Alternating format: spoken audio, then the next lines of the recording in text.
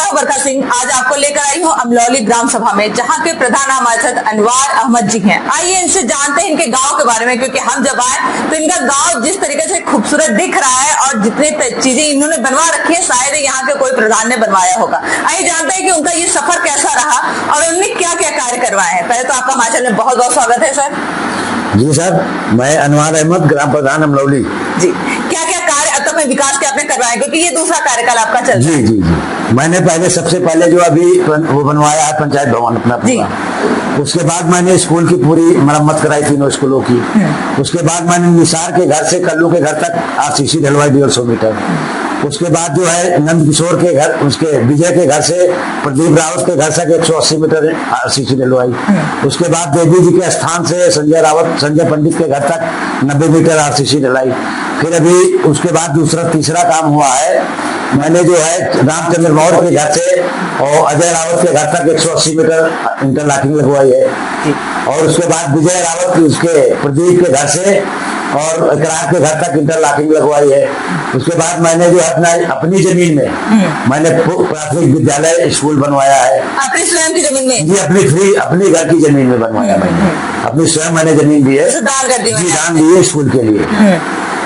और अंतर्राष्ट्रीय स्थल बनवाया है। नहीं, वो तो पंचायत की जमीन है, शमशान की जमीन है वो। उसमें अंतर्राष्ट्रीय स्थल बन गया है, कंप्लीट हो गया है। मतलब इतने सारे आपने रास्ते तो बनवाए, फिर आपको प्रॉपर याद भी है कि आपने कहा था बनाया। मतलब इसको आप क्षेत्र में रह के देखते रहे और देखते रहे कि सामग्री भी कैसी लगी, क्योंकि तभी आपको याद है सब कुछ। जी, मैंने जो भी काम कराया वो स्वयं खड़े होके करवाया है। जी, जितने काम हुए हमारे पंचायत में मैं स्वयं, चाहे वो पेंशन किसी गरीब की हो और की है तो उसको दूर कहीं नहीं जाना पड़ता। मैं अपने यहाँ बुलवा लेता हूँ, उसके कागज लेके उसकी फसल सही करा देता, खुद ही करवा लेते हैं। जी, बहुत बड़ी बात है। तो आपने जमीन भी दान करके, क्योंकि आज तो 1 फुट के लिए भी लड़ाई हो जाती है, कहा आपने पूरा स्कूल के लिए ही दान कर दिया जमीन। बहुत अच्छी बात है प्रधान जी।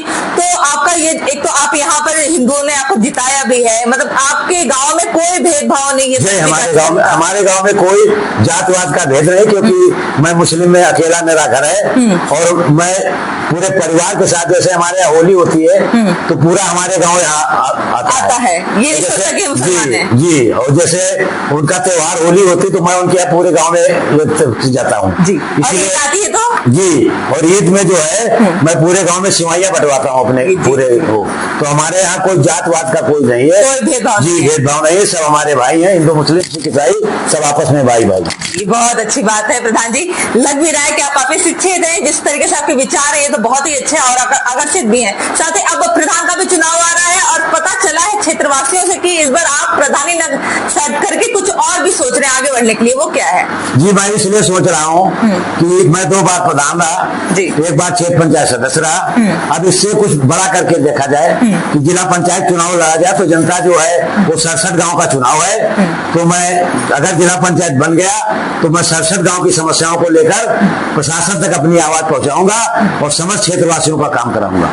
ये बहुत अच्छी बात है कि आप अब एक गांव से नहीं, अब आप 66 जो गांव है उनको संभालना चाह रहे हैं। जी, मैं इसलिए संभालना चाहता हूं कि जैसे लोग गद्दी को पा जाते हैं तो जनता को भूल जाते हैं। जी बिल्कुल। मैंने अपनी ये सोच बनाई है कि मैं अगर जिला पंचायत सदस्य बन गया तो एक एक व्यक्ति का काम, चाहे वो पेंशन हो, चाहे वो विधवा पेंशन हो, चाहे वो जो है उनका आवास का मामला हो या शौचालय हो, जी, चाहे उनका शौचालय का मामला हो, चाहे वो किसान संबंधी की किसी भी समस्या का हो, थाना हो, पुलिस हो, तहसील हो, ब्लॉक हो, हर उनके काम के लिए मैं हरदम रात दिन एक कर दूंगा। जी, मैं सबके लिए आप कार्य करेंगे, सबके लिए सोच रहे हैं। जनता भी उतना ही प्रेम आपसे करती है, वो तो दिख भी रहा है प्रधान जी। तो अब आप सोच लें कि इस बार जिला पंचायत लड़के जीत कर दिखा देना है सबको। जी, मेरी सोच ये है और जो फैसला जनता को करना है कि अगर हमको जनता हमारा साथ देगी तो हम जनता के लिए 24 घंटे ताक पर खड़ा रहूंगा। इस अगर आप जिला पंचायत सदस्य बन जाते हैं तो सबसे पहला कार्य आपका क्या होगा? सबसे पहला मेरा कार्य ये होगा कि जो सड़कें खराब पड़ी हैं, जिनको कोई देखने वाला नहीं, गांव में पानी की समस्या है तो जहाँ हैंडपंप की अगर गड़बड़ है तो हैंडपंप की नई व्यवस्था की जाएगी और सड़कें अगर खराब है तो उनकी सड़कों की रिपेयरिंग या नई बनवाई जाएंगी। हर गांव में चाला मुक्त मेरा एक उद्देश्य होगा कि अगर 23 ग्राम सभा से मैं जिला पंचायत सदस्य चुन के आया तो सब गांव का चाला मुक्त करूंगा। जी, बहुत अच्छी सोच है प्रधान जी आपकी, क्योंकि जिस तरीके से आपने अपना गांव चमकाया है, अब आपने सोच लिया उस क्षेत्र को ही पूरा चमका देना है, बहुत अच्छी बात है। और हम जानना चाहते हैं कि चलिए इस बार जो एक बारात घर की समस्या आपके गांव में आ रही है, ये देखने को मिल रही है, इसके बारे में जरा बताइएगा। इसके बारे में यही सोच रहा हूँ कि मैं अपनी निजी जमीन देके और शासन को जो है प्रस्ताव बना भेजूंगा, अपनी जमीन निजी में बारात घर बनवाऊंगा। जी, मतलब बारात घर के लिए आपने अपने जमीन देने की मतलब वादा जनता से कर दिया है। जी, अगर शासन से पास हो गया। हाँ। अभी हमारे यहाँ 50 साल से आंगनबाड़ी नहीं थी। मैं जब प्रधान बना तो मैंने दोनों आंगनबाड़ी सक्षम करा दिया। अब बरसात के बाद उस पर काम चालू होने जा रहा है। उस पर भी काम चालू हो जाएगा, बहुत अच्छी बात है प्रधान जी। तो अपनी जनता से कुछ कहना चाहेंगे, अपने क्षेत्र की जनता से कहना चाहेंगे? बहुत बहुत धन्यवाद प्रधान जी, आपने हमें समय दिया।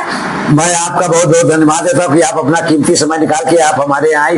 मैं आप इस चैनल से बहुत रूबरू हुआ, बहुत खुश हुआ कि आप हमारे घर पधारे और मैं आपका धन्यवाद देना चाहता हूँ। जी, बहुत बहुत धन्यवाद। ये थे हमारे प्रधान जी, जिन्होंने प्रधानी बहुत अच्छा किया है, साथ ही इनका गांव जिस तरीके से चमक रहा है, उनका कहना है वो क्षेत्र चमकाएंगे और इस बार जिला पंचायत सदस्य में प्रत्याशी रूप में आ गए हैं और जनता का भी प्यार उनको मिलता रहा है और इनका कहना है कि इस बार भी वो आशीर्वाद लेकर ही जाएंगे। पर देखना तो ये है कि आने वाले समय में क्या होता है। ऐसे न्यूज के लिए बने रहिए आई न्यूज के साथ, मैं बरखा सिंह।